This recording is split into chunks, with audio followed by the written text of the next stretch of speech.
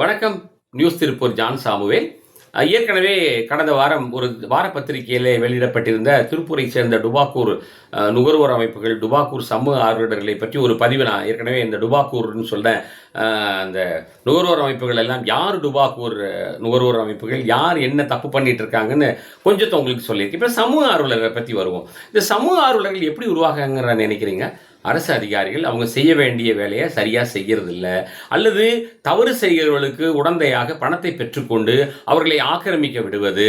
அப்புறம் நீங்கள் பார்த்தீங்கன்னா, இப்போ ஒரு வீடு கட்டுறாங்க, அது வந்து கமர்ஷியலாக வந்து பனியன் கம்பெனி வச்சுட்டு வீட்டுக்கு உண்டான வரியை போடுறது, இதை கண்டுக்காமல் இருக்க அரசு அதிகாரிகள்.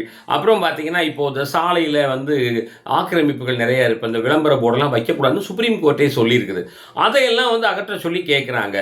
இதில் என்ன அப்படின்னா, இதில் வந்து சமூக ஆர்வலர்கள் டுபாக்கூர் யார் அப்படின்னா, இந்த மாதிரி தப்பு பண்ணுறாங்க பார்த்தீங்களா, இவங்களுக்கு சப்போர்ட் பண்ணிக்கிட்டு அவங்களுக்கு முட்டு கொடுக்குறான் பார்த்தீங்களா, இவன் தான் போலியான டுபாக்கூர் சமூக ஆர்வலர்கள்.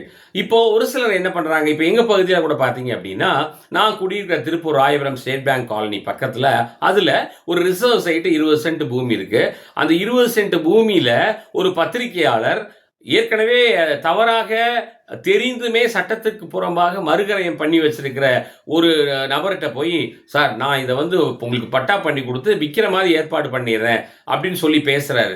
அதுக்கு எனக்கு 2 சென்ட் இடத்த சும்மா கொடுத்துருங்க அப்படின்னு சொல்லி, அப்போவே அந்த இடத்தினுடைய விலை வந்து சென்ட் 10 லட்சம் ரூபா. அப்போ 20 லட்ச ரூபா இவருக்கு லாபமா?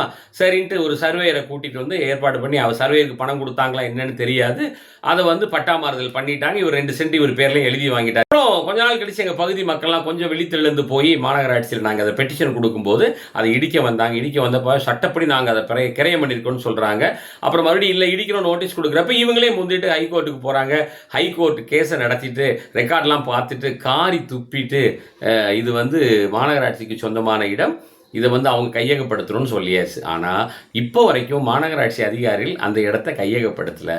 அப்போது சமூக ஆர்வலர்களை தான் அதை வெளிக்கொண்டுட்டு வர வேண்டும். அப்போ நீங்கள் பாதிக்கப்பட்டவங்க உடனே ஐயோ போலி டுபாக்கூர் சமூக ஆர்வலர்கள் அப்படின்னு சொன்னால் அதுக்கு மற்றவங்க பொறுப்பாக முடியாது. அதிகாரிகள் பணத்தை பெற்றுக்கொண்டு ஆக்கிரமிக்க விடுவது, அப்புறம் ரிசர்வ் சைட்டை விற்கிறதுக்கு அரசியல்வாதிகளுக்கு துணை போவது, இப்படியெல்லாம் செய்தால் சமூக ஆர்வலர்கள் அதற்கு எதிராக போராடத்தான் செய்வார்கள். நீங்கள் அவர்கள் மேல் பழி போட்டால் அந்த பழிபாவத்திற்கு அஞ்ச மாட்டார்கள். நீங்களே படித்த அரசு அதிகாரிகளும் அரசியல்வாதிகளும் பாரதியார் சொல்லுவாரை, படித்தவன் பாவம் செய்தால் ஐயோ என்று போவான் என்று, அந்த பழிக்கே நீங்கள் அஞ்சாதிருக்கிறப்போ நியாயமாக செயல்படுகிற சமூக ஆர்வலர்கள் எதற்கு பழியை கண்டு பயப்பட வேண்டும்?